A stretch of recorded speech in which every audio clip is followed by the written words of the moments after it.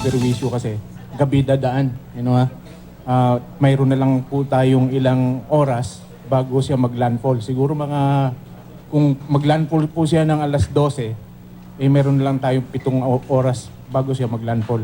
At magkocross siya sa landmass ng Northern Luzon. At ito po yung delikado dahil gabi at marami pong mga poste ng electric na siguro matutumba at siguro malamang na yung power supply natin ay ika-cut off. So ito po yung paghahandaan natin dahil meron pa tayong 7 oras siguro bago maglandfall yung ating mga kababayan sa dadaanan, lalo na pong lugar ng Cagayan, Isabela, Kalingat, ang Apayao na ngayon ay nasa signal number 5. Muli po, maghanda po tayo at sa ating mga kasamahan dito sa media, nagpapasalamat po kami dahil mapaparating po natin itong information sa kanila. Thank you very much, Dr. Vicente Malano, Administrator Pag-asa. So, ang magbibigay po sa atin ng update is Mr. Alzar Aurelio.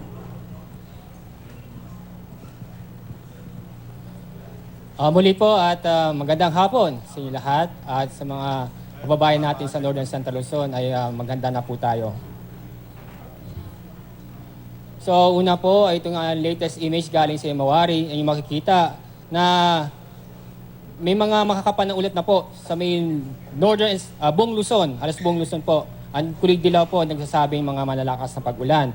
At yung bagyo, napahalaki po yung mata niya, napatungo na po sa Cagayan, Isabela area. So ito yung po ang ating latest location ng bagyo. So ang layo ng mata ng bagyo ay nasa 275 kilometers east-southeast ng Tuguegarao City. At napanatili po niya ang lakas na hangin. Malapit sa gitna ng bagyo, malapit sa mata ng bagyo, nasa 225 kilometers per hour. Samantalang pagbugso ng hangin naman ay nasa 315 kilometers per hour. Napanatili niya kanyang pagkilos, so inaasahan po natin kikilos siya sa direksyong west-northwest sa bilis na 25 kilometers per hour.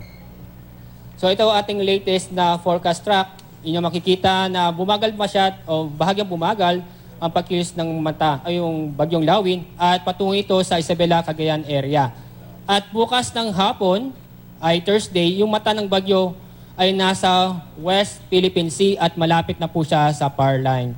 And then Friday ng hapon, nasa labas na siya ng PAR, patungo ito sa Japan. And then sa mga susunod ng araw ay China po ang patungo itong sa bagyong Lawin o Super Typhoon Lawin. So naging Super Typhoon na si Lawin, so nag-raise na po tayo ng Tropical Cyclone Warning Signal number 5. Kung saan inaasahan po natin lakas ng hangin in at least 12 hours ay 220 km per hour and above or above. Kaya sa ang mga maapektuhan itong Cagayan, Isabela, Kalinga at Apayao. So ano pong maranasan po nila? Dilubyo po. Hindi nalalayo sa pinsala ng Yolanda. Tropical Cyclone Warning Signal number 4. Kung saan inaasahan po natin lakas na hangin mula 171 hanggang 220 km per hour in at least 12 hours. Ang mga lugar ay ang Ilocos Norte, Abra, Ilocos Sur, Mountain Province, Ifugao, at Calayan Group of Islands. Ang mga lugar nito ay asama nating dilubyo at ganoon pa rin po, hindi nalalayo sa pisala ang dulot ng Yolanda. Tropical Cyclone Warning Signal number 3. Ibig sabihin po niyan ay 121 to 170 km per hour. So, ito yung sa La Union, Benguet, Nueva Vizcaya, Quirino at Northern Aurora. Ang mga lugar nito makakaranas ng masungit na panahon. Signal number 2, kung saan makakaranas ng 61 hanggang 120 km per hour, itong lakas ng hangin na maranasan in at least 24 hours. Ito po yung sa Batanes Group of Islands, Pangasinan, Rest of Aurora, Tarlac, Nueva Ecija, Northern Zambales, Northern Quezon kasama ang Pulilo Islands.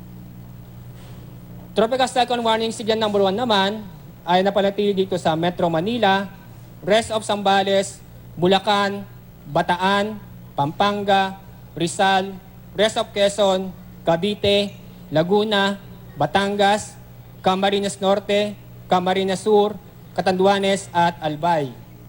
Itong mga lugar nito ay asahan po natin mga pag-ulan at pagbugso ng hangin. So ito papakita ko sa inyo ang mga inaasahan natin mga pag-ulan. Ang bukas, Thursday, Friday, and Saturday. So ang mga pag-ulan, malakas ang pag-ulan, concentrated mismo dito sa Northern Luzon. I-emphasis po natin yung kulay violet. Ito. So ang mga makakaranas ng heavy to intense na rainfall sa bukas ay ang Isabela, Ilocos Sur, La Union, Benguet, at Mountain Province. Heavy into intense na rainfall po yan na sigurado makakaranas o magdudulot ng pagbaha at pagguho ng lupa. At yung mga karanas ng moderate to heavy rains ayon dito sa forecast ng GSM o Global Spectral Model ay ang Ifugao at Abra at kasama na rin ang Kalinga na magdudulot pa rin ng pagbaha at pagguho ng lupa. Pagdating ng Friday and Saturday, yung makikita na gaganda ang panahon sa ating bansa. At may mga kulay green po tayo sa Mindanao. Ito yung mga isolated thunderstorm. Isa pang model na tinitingnan ho namin, guidance. Ito yung WRF. Dito po sa bukas, ganun pa rin may malakas na pag-ulan na nasa Northern Luzon. So sa October 20 bukas, inaasahan natin na more than 400 millimeters. So napakaraming ulan po yan. Ito yung heavy to intense na pag-ulan. So ang mga lugar na makakaranas ng heavy to intense na pag-ulan, bukas ay ang Benguet, La Union, Quirino, Aurora at yung Southern Isabela. At yung 300 naman to 400 millimeters for October 20, ano po yan, heavy to intense pa rin po yan. Ang mga lugar po yan ay Nueva Vizcaya, Nueva Ecija at Pangasinan. Heavy rainfalls naman, maranasan bukas ay yung Cagayan, Northern Isabela, Apayao, Kalinga, Ilocos Sur, Ifugao at La Union. Friday, inaasahan po natin na nasa labas na ng PAR itong si Bagyong o Super Typhoon Lawin. Pero may makakaranas may mga pag-ulan dito.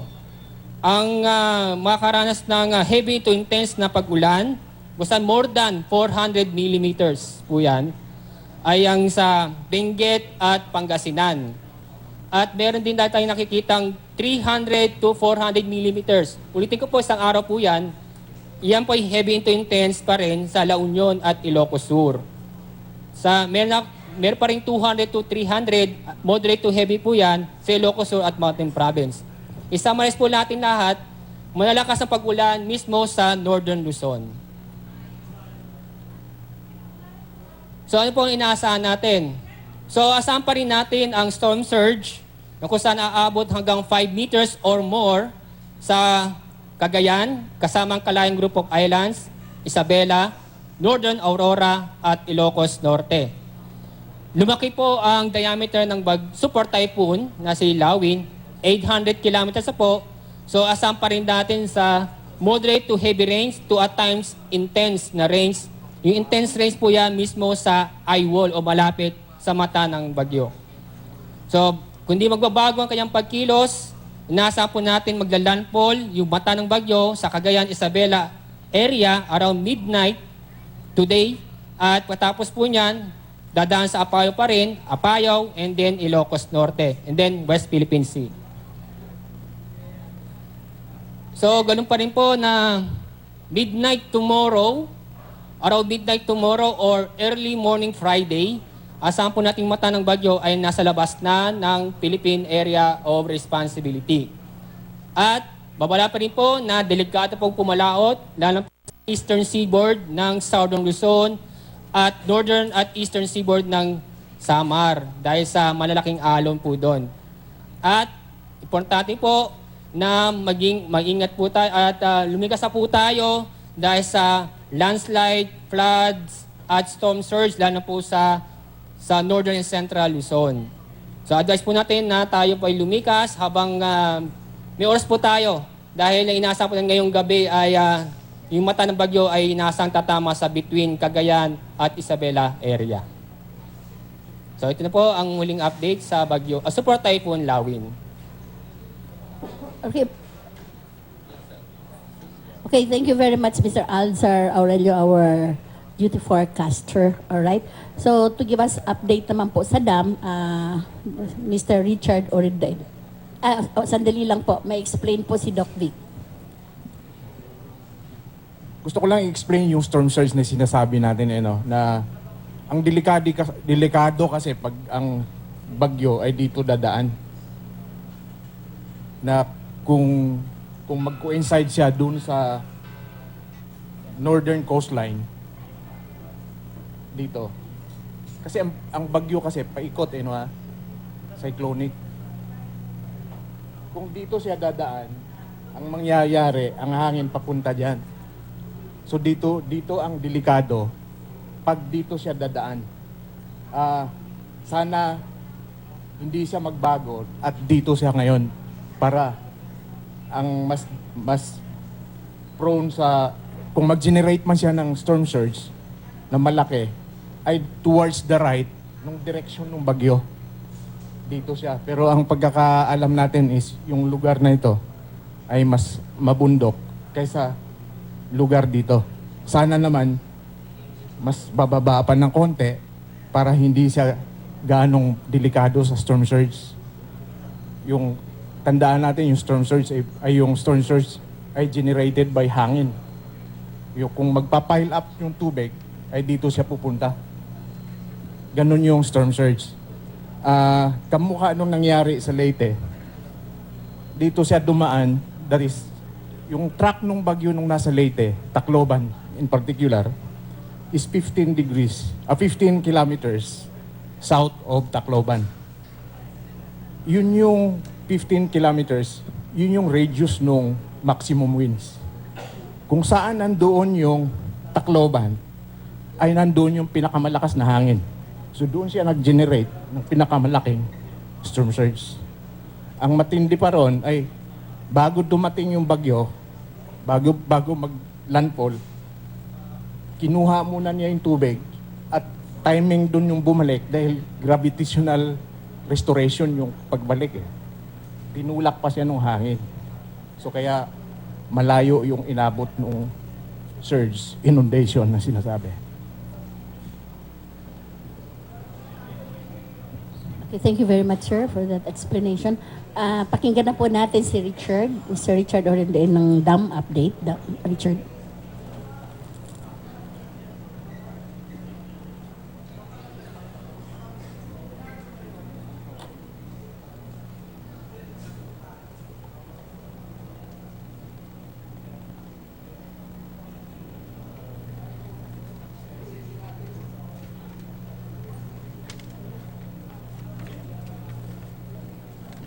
Maraming salamat at magandang hapon po sa inyo lahat. Updates po tayo dito sa hydrological situation, lalong-lalo na po dito sa northern Cagayan or particular northern Luzon. So kung mapapansin natin, dito po yung ito po yung 30-hour observed rainfall ending at 2 p.m. So kaninang alas 2 hanggang alas 2 ng hapon to, nakikita natin na malalakas yung mga pag-ulan dito po sa northern Luzon. Particular, ito po yung Tuguegarao at kanina pong alas 11 ng umaga, nag-register na po ito ng 51 millimeters of rainfall. So isang oras lang po ito nakapag-register na dito po sa Tuguegarao. Dito po sa, ang location, exact location po nito sa Bunton Bridge, dito po sa Tuguegarao City, Cagayan. Dahil nga po doon sa malalakas na mga pag-ulan, mayroon po tayong flood bulletin na na-issue, particular dito po sa Cagayan. Ito po yung Cagayan area, Cagayan River. And then sa Agno River, nag-issue na rin po tayo. And then plus, ito po sa Central Luzon, which is yung Pampanga River. Mayroon na po tayong inisyong flood bulletin dyan. And then, mayroon po tayong inisyong general flood advisories dito po sa mga rehiyon.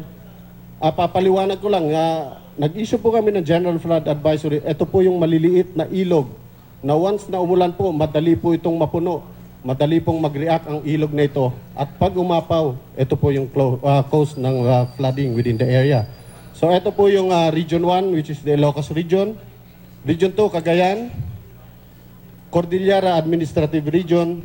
Central Luzon. Region 4A, which is Calabarzon. Region 4B, Mimaropa. Region 5, Bicol.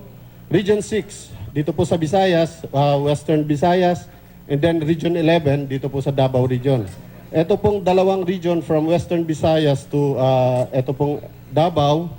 Ito po yung mga localized thunderstorm plus yung enhance nga ng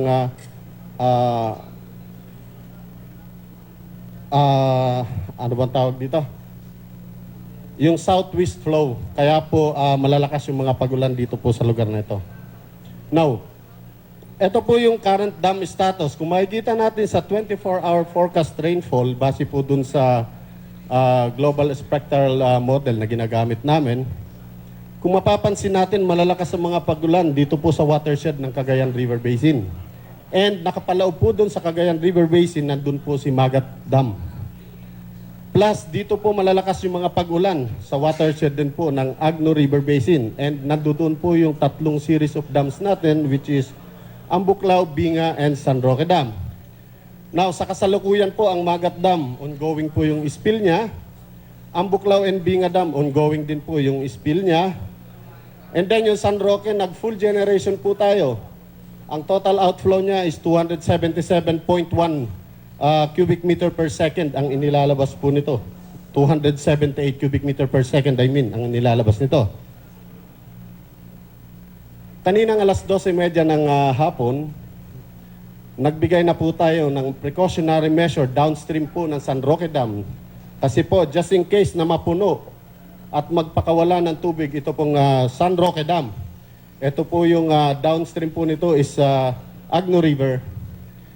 Naabusuhan na po namin yung mga nakitira along the river, downstream po ng San Roque Dam. Naabisuhan na po yung mga nakitira dyan hanggang po sa paglabas ng tubig dito po sa Lingayen Gulf. So kung mapapansin natin,